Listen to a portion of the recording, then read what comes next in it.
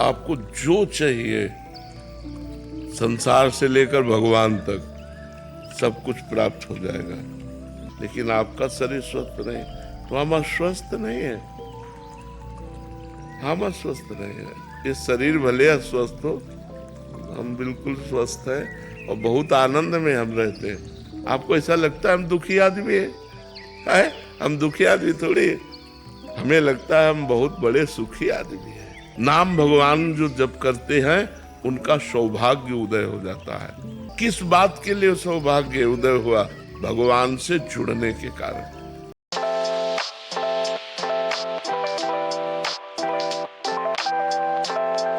भास्कर गुजरात से। राधे राधे महाराज जी। महाराज जी, मन की शांति क्या है और वो कैसे मिल सकती है? वहीं हम बैठे हैं, बिल्कुल जहाँ पे प्रश्न किया है वही प्रसंग खुला है। 24 घंटे भगवान के भजन में रहिए तो आपके सारे मनोरथ पूर्ण हो जाएंगे और मन शांत हो जाएगा। मानो आपने प्रश्न जो किया वो पहले ही उत्तर लिखा हुआ है इसमें। कह रहे हैं 24 घंटे आप भगवान का नाम जप कीजिए, 24 घंटे का अभ्यास बनाइए। आपको जो चाहिए संसार से लेकर भगवान तक सब कुछ प्राप्त हो जाएगा। तो उत्तर जब ये दिया तो उन्होंने कहा मेरा मन नहीं लगता, भजन में मन नहीं लगता। मान लो आपने उपाय तो बताया कि 24 घंटे भगवान का नाम जप किया जाए तो जो कुछ चाहोगे वो प्राप्त हो जाएगा। पक्का है, ये तो पक्का है। शिखा शर्मा जी का प्रश्न है कि मैं नाम जप करना चाहती हूँ पर मन बार बार परास कर देता है। हाँ तो सुनो ना, उन्होंने कहा कि मेरा मन नहीं लगता, उत्तरकर्ता से कहा मेरा मन नहीं लगता भजन में। तो उनका मैंने मन लगने की बात तो नहीं कही, मैंने भजन करने की बात कही। मन लगे या न लगे हमको भजन करना है, और भजन करते करते मन लगता है ऐसा थोड़ी। मन तो सिद्ध हो का पवित्र मन जब हो जाता है तो वो भगवान में लगता है। तो हमको केवल भजन करना है। केवल हम तुम्हें ये कह रहे हैं कि नाम जप करो, नाम जप करो, मन लगे न लगे, भाव बने न बने, सब काम पूरे हो जाएंगे। भगवान के अस्तित्व में हमें संशय नहीं होना चाहिए, भगवान के नाम में हमें संशय नहीं होना चाहिए। अगर बातचीत करो तो भगवान के विषय की बातचीत करो। भगवान में निरंतर चित्त जोड़ने से ही सब पाप नष्ट हो जाते हैं, और पापों का फल ही दुख होता है, तो दुख भी नष्ट हो जाता है। बड़ा आनंद रहता है, वो आनंद वाणी से वर्णन नहीं हो सकता जो हृदय में रहता है। मीरा जी कहती गिरधर में कितना सुख देते जाने मोरी छाती। वो तो मेरा हृदय जानता है कि भगवान मुझे कितना सुख देते हैं। अगर नाम जप में चूक तुम करते रहोगे कि अरे, तो काम नहीं बनेगा। अन्यथा कोई भी कार्य ऐसा नहीं है जो हमारा भगवान नाम से पूर्ण न हो सके। देहि सौभाग्य मारोग्यम देहि में परमम सुखम। परम सौभाग्य और शरीर का स्वस्थ रहना और परम सुख, ये सब नाम देने की सामर्थ्य रखता है। अगर आप नाम जप करो तो कह दो आपका शरीर स्वस्थ रहे। जैसे ये हो कि मारोग्यम, तो आपका शरीर स्वस्थ नहीं है, आप दूसरों को नाम का उपदेश करके स्वस्थ करना चाहते हो, लेकिन आपका शरीर स्वस्थ नहीं, तो हम अस्वस्थ नहीं है, हम अस्वस्थ नहीं है। ये शरीर भले अस्वस्थ हो, हम बिल्कुल स्वस्थ हैं और बहुत आनंद में हम रहते हैं। आपको ऐसा लगता है हम दुखी आदमी है? हम दुखी आदमी थोड़ी, हमें लगता है हम बहुत बड़े सुखी आदमी हैं। तो हमको भगवान ने जो दिया वो नाम से दिया। देहि सौभाग्यम, नाम हमको क्या देता है? हमारा सौभाग्य बढ़ा देता है। गोस्वामी तुलसीदास जी के चरणों में जब अकबर बादशाह ने ताज उतार के रखा तो आंसू आ गए। लोगों ने प्रश्न किया कि बादशाह प्रणाम कर रहा है इसलिए आनंद अश्रु आ गए निजी जनों ने, तो उनका नहीं। तुलसी जब राम का नहीं था तो मांगे टुकड़ा नहीं मिलता था, और जिसके दरवाजे पे जाते थे तो कहते थे अभागी है, ये अगर ज्यादा देर दरवाजे पे रहेगा तो कुछ अमंगल हो जाएगा, जन्मते ही माँ को खा गया। ऐसे ऐसे लोग कट वचन। और आज राम का हूँ तो बादशाह ताज उतार के चरणों पे रखता है। जब तुलसी राम का नहीं था तो मांगे कौर नहीं मिलता था, आज तुलसी राम का है तो बादशाह भी ताज उतार कर रखता है।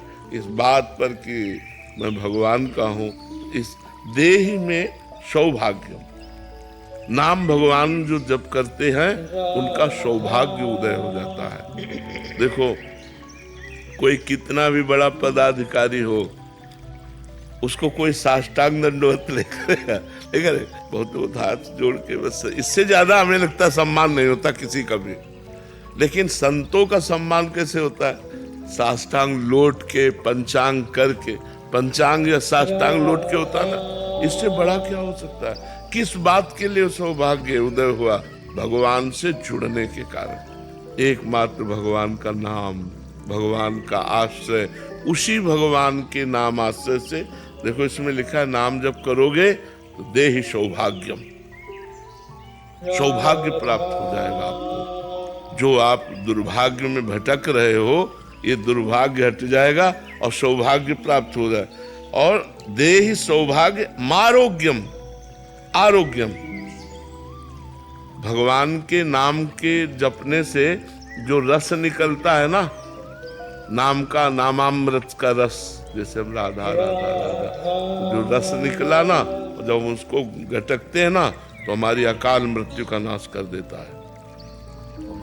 हमारे जो पापाचरण के द्वारा भारी से भारी रोग आकर हमको पीड़ित करने वाले, उनका प्रभाव नष्ट कर देता है। शरीर में रोग है लेकिन मैं रोग रहित हूँ। ये नाम का प्रभाव आपको बता रहे, ये नाम का बल बता रहे हैं। और कह रहे देह में परमम सुखम, परम सुख क्या है? ये सब पार्थिव सुख है। परम सुख है प्रियालाल की रूप माधुरी की झलक आ रही, उनके प्रेम में आंसू बह रहे हैं, उनके लिए हृदय तड़प रहा है, ये परम सुख है। परम सुख ये थोड़ी है कि रुपया और पैसा, भोग सामग्री, खान पान, पद प्रतिष्ठा, ये परम सुख थोड़ी है। परम सुख है भगवान। परम कौन है? भगवान, भगवान के चरणों का प्रेम। और जो सुत वित लोक ईसना तीनी, ये जो पुत्र ईष्णा, वित्त ईष्णा और लोक ईष्णा, जिसको सीधे भाषा में कहा जाता है कंचन, कामिनी, कीर्ति, इन तीनों पर विजय प्राप्त करा देता है नाम। तीनों पर नाम विजय प्राप्त करा। ना कभी आपके अंदर कामिनी की इच्छा होगी, न कंचन की इच्छा होगी और न सम्मान की इच्छा होगी। आपको इतना महान नाम बना देगा।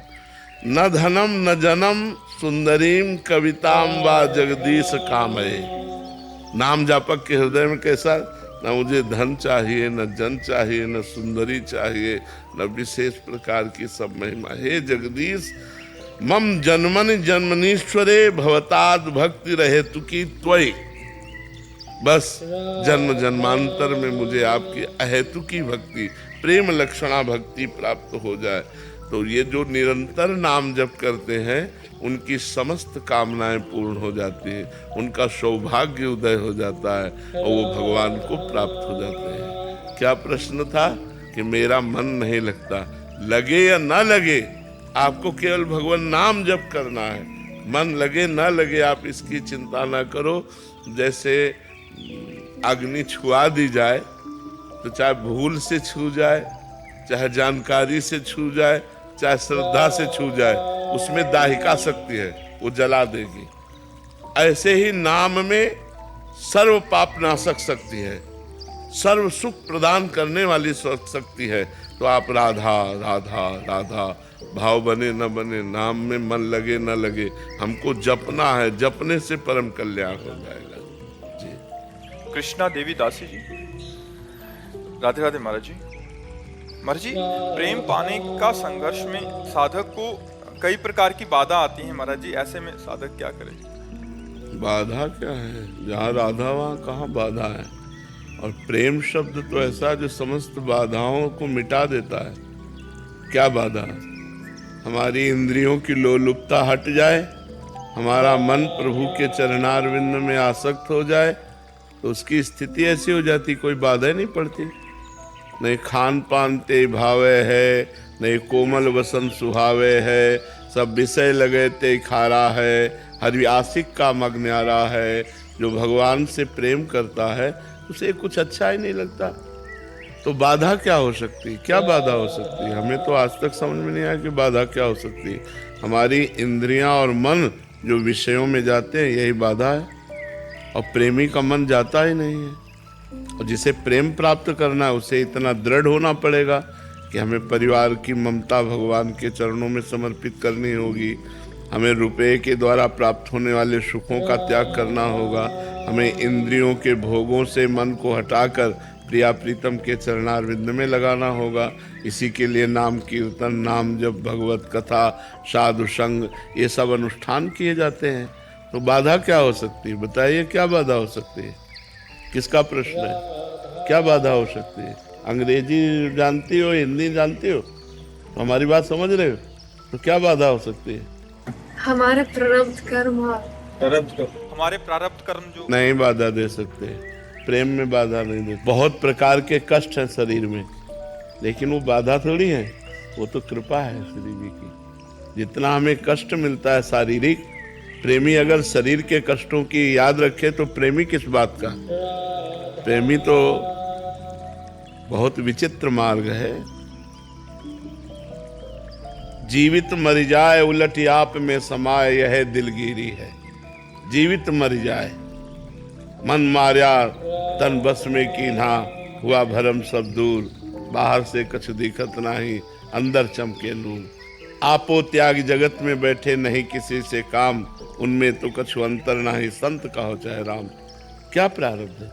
प्रारब्ध शरीर पर आएगा, हमारे ऊपर थोड़ी आएगा। हम तो श्री जी की दासी हैं या ठाकुर जी के दास हैं, हमारा क्या बिगाड़ लेगा प्रारब्ध? प्रारब्ध शरीर को पीड़ा देगा, आनंद पूर्वक राधा राधा कहते हुए उसे भोग लेंगे, क्या बाधा पहुंचा देगा?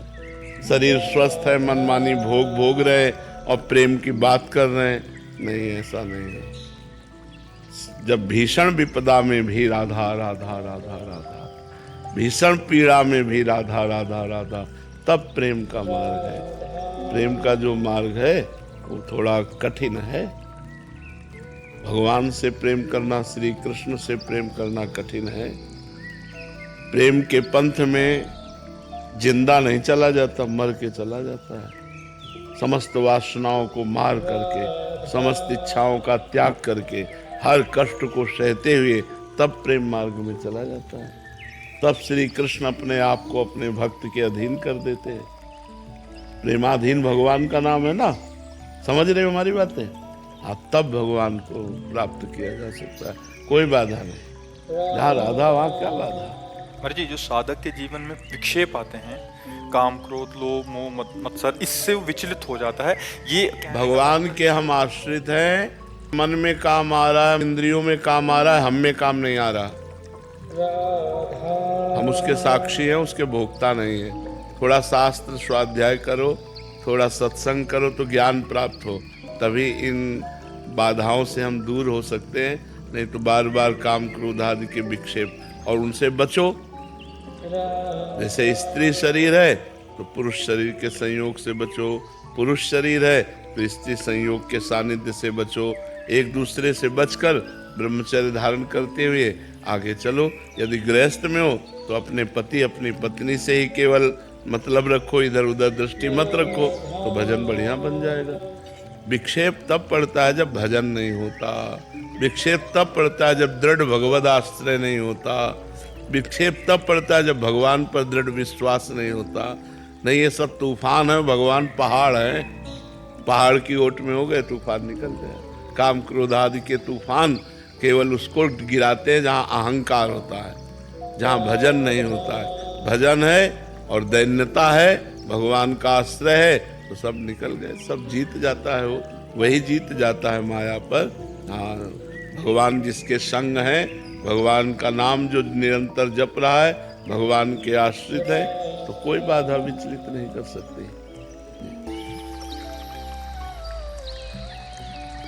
आप सभी का धन्यवाद वीडियो को देखने के लिए। जय श्री राधेश्याम।